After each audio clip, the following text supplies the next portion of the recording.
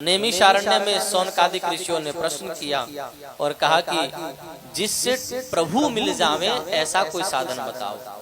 कृष्ण प्राप्ति कर्म शाश्वत साधनम तदवधाधुना, ऐसा कोई साधन बताइए जिससे ठाकुर जी मिल जावे।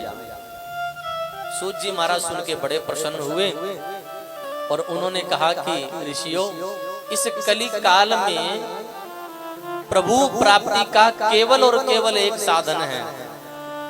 क्या साधन है? बड़ा सुंदर वर्णन किया है।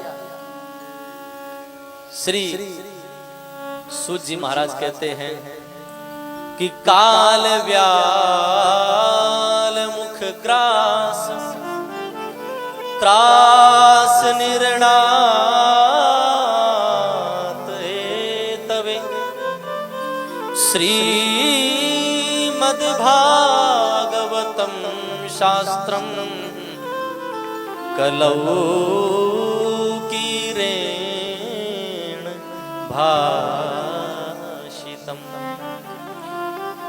श्रीमद्भागवतम शास्त्रम कलौ कीरेण माने शुकेन भाषितम। इस कलयुग में, इस कली काल में भगवत प्राप्ति का केवल और केवल एक साधन है, वो है श्रीमद् भागवत की कथा, और दूसरा कोई साधन सहज है ही नहीं। केवल एक साधन है। और ये भागवत की कथा कैसी है? बोले जन्मांतरे भवेत पुण्यम श्रीमद् भागवत, जन्मांतरे भवेत पुण्यम तदा भागवतम लभेत। जन्म जन्मांतर के जब पुण्य उदित होते हैं तब जाकर के कथा मिलती है। और मैं आपको एक बात निवेदन करूं, अगर हम नारद भक्ति दर्शन के माध्यम से नारद जी का भाव अगर लें तो वो कहते हैं नहीं नहीं, सत्संग कैसे मिलता है? बोले महत कृपयई हो भगवत कृपा लेशादवा। अरे भाई, हमारे कहां इतने पुण्य हैं कि हमको कथा मिल जावे। हम लोगों के इतने पुण्य नहीं है कि हमारे पुण्य के प्रताप से कथा मिल जावे। तो आप कहोगे महाराज कैसे मिली? बोले उसमें दो कृपा काम करती है। कौन सी? बोले एक भगवत कृपा और एक महत माने गुरुजनों की कृपा। जब गुरु की कृपा और भगवान की कृपा होती है तब आप और मेरे जैसे अधम जीवों को भागवत की कथा श्रवण करने को मिलती है। नहीं तो हमारा इतना पुण्य कहां महाराज। और इस बात का प्रमाण गोस्वामी जी अपने मानस में कहते हैं। वो कहते हैं कबहू करी करुणा नर देही देत ईश बिनु हे दुसने ही नर तन भव वारित को बेरो।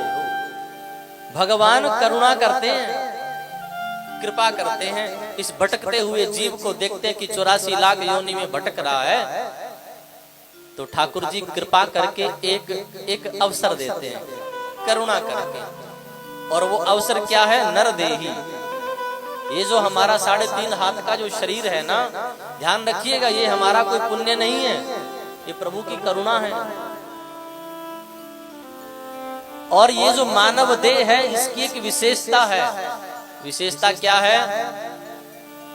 अच्छा एक बात बताइए मेरे को, यहाँ पर इतना सुंदर हम लोग कथा का श्रवण कर रहे हैं, कथा गायन कर रहे हैं, तो आप एक बात बताइए, यहाँ मनुष्य से अतिरिक्त क्या कोई यहाँ पशु पक्षी कथा सुनने आया है? अरे जोर से बोलो, आया है? अच्छा पीछे वाले बोल रहे हैं आया है, मुझे सुनाई नहीं दे रहा ना। जोर से बोलो, आया है कोई? नहीं आया ना?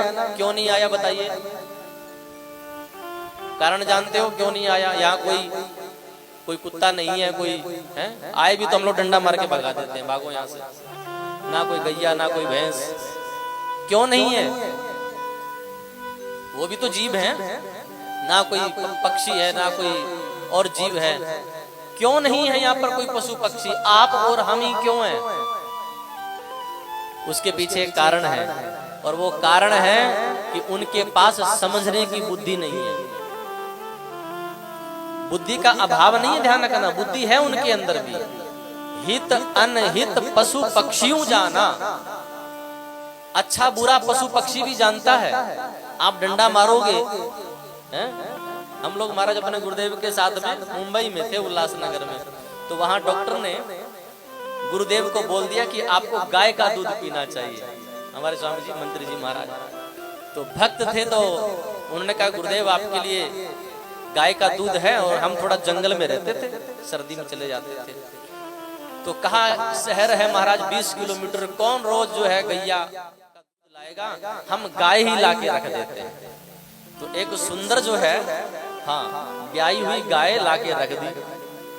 अब गाय तो रख दी महाराज, लेकिन दूध कौन निकाले, क्योंकि सब बाबा लोग ठहरे, किसी को दूध निकालना ना आवे, और दूसरी बात दूध निकालना भी आवे, अब गैया किसी को पास में जाने ही ना दे।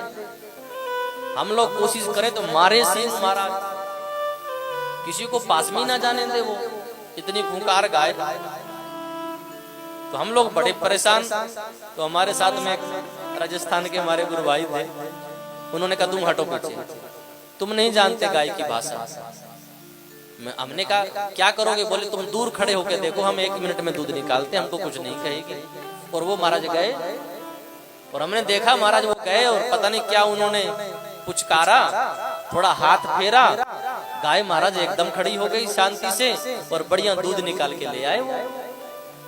हमने कहा ये आपने कौन सा मंत्र मारा, तो हमको कहने लगे तुम बड़ी कथा गाते हो, हित अनहित पशु पक्षियों जाना, ये जुपाई गाते हो, लेकिन हमने करके दिखाया। मैंने कहा प्रणाम आपको। बोले वो गाय जानती है कि कौन मेरा हितैषी है, कौन मुझसे प्रेम करता है। तुम केवल दूध निकालने के लिए जा रहे थे, मैं केवल दूध निकालने के लिए नहीं गया, मैंने पहले गाय को प्रेम दिया, आदर दिया, उसको सहलाया, गाय समझ गई ये मेरा है, दूध दे दिया।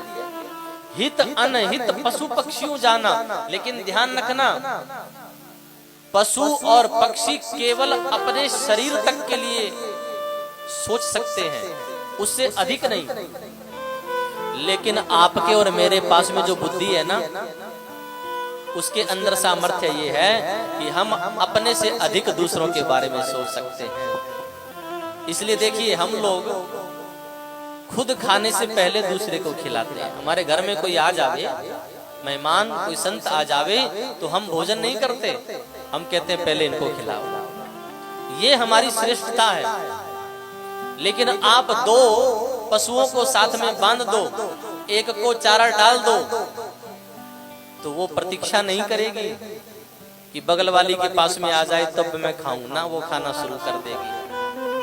ये अंतर है आपकी और मेरी, आपकी हमारी बुद्धि में और पशुओं की बुद्धि में।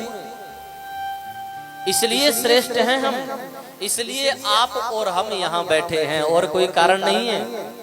नहीं तो शास्त्र कहता है आहार निद्रा भय मैथुनम च सामान्य मेतत् पशु भी नराणाम। भोजन करना, सो जाना, मृत्यु इत्यादि से डर लगना और संतानोत्पत्ति करना, ये चारों काम पशुओं में और मनुष्यों में एक जैसा है, कोई फर्क नहीं है। हम लोग पूरी सब्जी खा के पेट भरते हैं, वो घास खा के पेट भरते हैं। जितना आनंद हमको खीर पूरी खाने में आता है ना, उतना ही आनंद एक पशु को हरी हरी घास खाने में आता है, वो भी पेट भरता है।